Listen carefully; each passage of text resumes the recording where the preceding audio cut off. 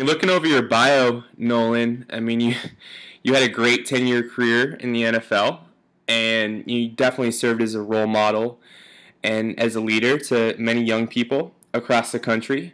I mean, what do you hope that young people take from your legacy, kind of looking back on it? I guess the biggest thing is that I worked tirelessly.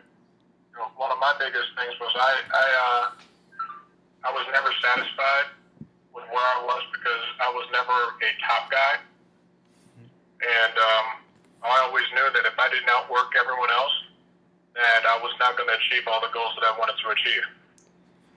So I just, from an early age, I just knew I had to outwork everybody. My parents really instilled that in me. You want to beat that guy, learn from him. But at the end of the day, if you want to beat him, you got to work twice as hard as they do. Right. And so what are your short and long-term goals moving forward? Oh, gosh. The short-term goal is to make sure that all of our players are taken care of. Now, that's the short term. Within a year, I'll be finished with my MBA. So awesome. That's a short-term goal. Long-term goal is to continue my personal and my business growth.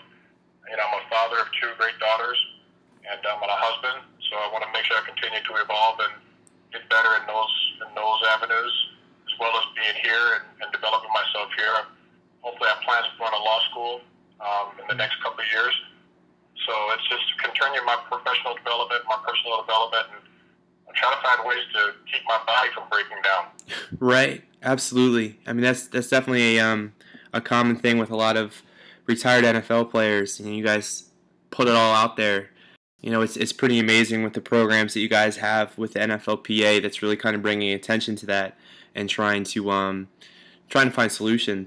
You seem to be a person, Nolan, that pursues a lot of different passions, and you talked about how you're such a hard worker, and it's evident in the things that you've been able to accomplish. Now, what is pursuing these passions taught you about yourself, about others, about life in general? I guess it's shown me that you can pretty much get anything you want if you're willing to put the effort and the sacrifice in to get it done. And that everything in this world comes with a price. If you're willing to pay that price, there's not too much you can't accomplish when you work at it. I couldn't agree more with you. You've served in many different leadership positions within the NFL Players Association. And you were most recently named the Senior Director of Former Player Affairs, which is an unbelievable position to be able to lead from. How do you define a good leader? I think a good leader is inclusive, making sure that he includes all the people around him and help them get better. Because if they get better, the organization gets better, and all the goals we're trying to accomplish get done. I think leading by example is really good. And also, like I said, continuing development. If you're not developing yourself, others are going to look at you as not the innovator that you need to be to lead to go forward. What do you believe are the most effective ways to develop leadership in NFL players and just younger people as a whole? Education and experience. What young people have to understand, and I think some adults have to understand, is that we learn and we grow from our experiences. So if you give your children or your young adults, even people my age and going forward, the most and the best opportunities to learn, then the mistakes that are made are less severe, and you can learn from them even better, and you can make yourself a better person and a better leader. If education doesn't come first, if you're not learning, and you're not growing every day, I think Warren Buffett said that as one of my favorite quotes when I was in the financial services industry. So he learned something every single day. If you haven't learned something new today, you've wasted a day completely. And somebody else is going to catch you because they took that time to learn. I teach my kids that every day.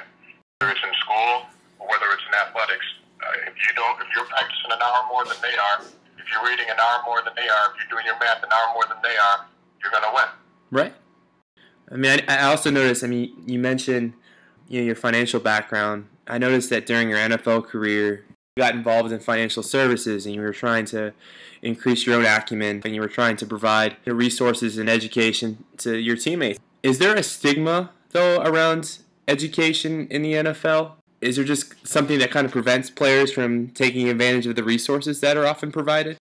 Well, I think the stigma is coaches and organizations are taught to um, um, instill in the player that if you're not giving 110% to the team, you're not committed to winning. And that's not really what it's supposed to be about. Yes, it's your job, but this job for our careers is only 3.5 years. And if you are not trying to make yourself better, give yourself a business acumen, and become a professional outside of football, then you're going to be starting behind everybody else when your career ends. And as we know, just like the muscles we work in our bodies to get ourselves stronger, so if you don't work your mind over a 2, 3, 4, 5, 6, 10-year career, you're going to be severely handicapped when you come out trying to catch up with everybody else. Because very few of us can play this game and walk away without having to do something to at least keep your lifestyle up and or make a living when you're done playing. Right. I mean, how do you think that the NFLPA can go about changing, that mindset to allow a larger percentage of players to experience a smoother transition once they, get done playing football? Well, I think that continuing with our development of our transition programs, continuing to listen to our population, continuing to put pressure downward to make sure that the guys are coming out with their degrees, making sure that they understand that that they just spent 4 years, 3 years of their lives having a balance of football and school credit hours that you had required to do. When you come out, all of a sudden people have this mentality that they can't do both, and that's completely wrong. You just spent the last 3 or 4 years to do both. Right. You did it well enough to where you stayed eligible and you're able to compete. There's no reason to stop doing that, and others have successfully done that. Some of our great ones, Alan Pages of the world, were able to do both. And so guys have to understand that and take that into mind. And I think since D. Smith became our executive director, and he's been really trying to change the mindset of players that you're not just a player, you're a businessman, and you have to think of yourself as a professional. And this is a business, and you know what's going on right now with the rookie edition. Right. That's all that's about. Getting these young guys to understand that you have to think of this as a business. Your body is your business. Your mind is your business. You have to create leverage for yourself, and that's getting the knowledge that you need just in case this career avenue ends. What does the current transition program consist of, Nolan? Well, it's continuing developing, but we have everything from the educational components like the Wharton School, the Harvard, Stanford. We also have a new Star MBA that we were partnered with at George Washington University, where we had first class just started this month, as a matter of fact, where we have a lot of current and former players that are getting their MBAs through George Washington University, a specialized program that was developed. And it's across the board. Some other athletes from other sports are in it also, but we helped in putting that program together. Then you have opportunities in leadership, whether it's interning inside of here, at the same time, putting yourselves in the position to participate in some of the chapter activities that help you network, to get in other entrepreneurial avenues. There are other guys that have some really good programs that we're looking at. So it's continuing to improve. And there's the medical and mental concerns that we're working on. And those are components that hopefully in the next 12 months we'll be able to put together. We have concussion studies. We have a depression clinic that's up at the University of Michigan. So we're trying to take a holistic approach to our players and their well-being. It's great that you're leading those efforts because, it's people like you that enable those things to happen and enable those resources to be available to players. How do you feel? I know you have a background in finance and you understand a lot of aspects in that industry. I mean, how do you feel about the overall educational model in the United States? And if you were to change anything in the school system, what would it be to have a greater impact on prospective students?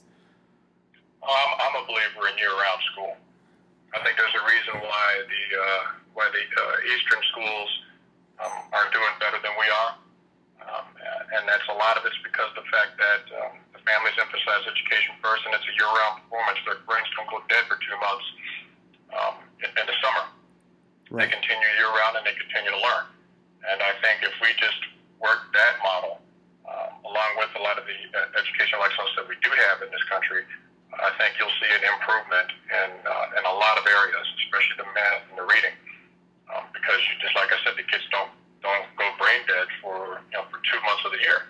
I think that's just that downtime is bad, no matter who you are and what level you are, let alone the child that's brain is developing. So I think that's one piece that I would change immediately. And what do you think are the greatest stumbling blocks for young players in the NFL when it comes to education? Not thinking it's important enough, and not completing it when they leave. And it's real hard when you're first round draft pick. When you're promised coming up a lot of money to turn that down, because injuries do become a factor and things like that. So I understand, but having the mentality that you will finish what you've started, I think is key. But also having the universities back that up and support them when they do try to come back to finish their degrees, which a lot don't. Fulfill the promise of the scholarship that they signed. I think those things will help also. But young players have to understand that your education is the one shield, the one piece of armor that nobody can take away from you. That's that leverage on life that no one can take from you. And if you don't have that, you're behind everyone else. I look over the course of my life, Nolan. I'm sure you can probably do the same thing. I mean, I think it initially starts with a vision that you have with something. You have a goal or a purpose, and you work towards that purpose, and you deal with all the adversities, you deal with all the sacrifices along the way to bring it to reality.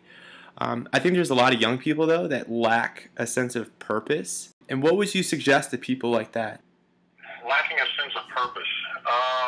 That's a hard one, just because I've always known what I wanted to do, and